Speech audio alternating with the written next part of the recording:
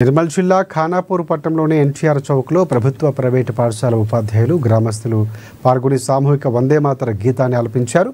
వందే మాతర గీతానికి 150 సంవత్సరాలు గడిచిన సందర్భంగా ఈ సంబరాలు జరుపుకోవడం జరుగుతుందని బీజేపీ నిర్మల్ జిల్లా అధ్యక్షుడు రితీష్ రాథోడ్ అన్నారు. ఆ రోజు బ్రిటిష్ పాలనలో ప్రజలందరూ బానిస బతుకులకు వ్యతిరేకంగా ఐక్యతతో ఉండాలన్న బంకిం చంద్ర చటర్జీ రాసిన వందే మాతర గీతాన్ని వింటే బ్రిటిష్ వారు వణికిపోయేవారన్నారు. అలాగే నేటి సమాజంలో జరుగుతున్న దేశద్రోహ చర్యలకు అందరూ మమేకమై ఎదురించే సమయం ఆసన్నమైందని అన్నారు.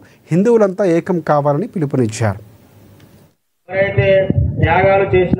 ఈ రోజు సామూహిక వందే మాతర ఆలాపన కార్యక్రమానికి విచ్చేసిన పట్టణ ప్రజలందరికీ పేరు పేరున నమస్కరిస్తూ 150 సంవత్సరాల ముందు బంకిం చంద్ర చటర్జీ గారు ఈ గేయాన్ని రచించి ప్రతి భారతీయుడి స్వరంలో, గుండెలో, ఆలోచనలో వందే మాతరం అంటూ ఒక నినాదాన్ని నింపుతూ ఈ దేశం మనది, ఈ భారత మాతను బ్రిటిష్ వారి కబంధ హస్తాల నుండి స్వేచ్ఛను కల్పించాలి, భారతీయ ప్రజలందరికీ స్వతంత్రాన్ని కల్పించాలనే ఒక గొప్ప ఆలోచనతో, ఈ గొప్ప నినాదంతో వందే మాతరం అంటే ఆ రోజు యావత్ భారతావని లేచి నిలబడి స్వతంత్ర కాంక్షను పూర్తి చేసుకుని 1947లో భారతదేశానికి స్వతంత్రం మనం సంపాదించుకున్నామంటే ప్రతి ఒక్కరిలో ఆ ఉద్యమ స్ఫూర్తిని నింపింది ఈ వందే మాతర గీతం. ఈ గీతాన్ని ప్రతి ఒక్కరూ మనము నిరంతరం ఆలపిస్తూ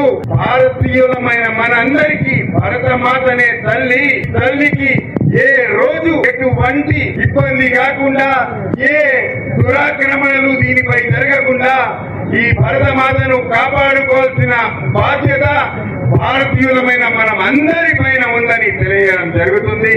మరియు ప్రతి ఒక్కరు ఆ భారతదేశ చుట్టుపక్కల ఉన్న మన జవాన్లు కావచ్చు, భారతదేశంలో ఉన్న మన దేశం కోసం నిరంతరము శ్రమిస్తున్న ఈ రోజు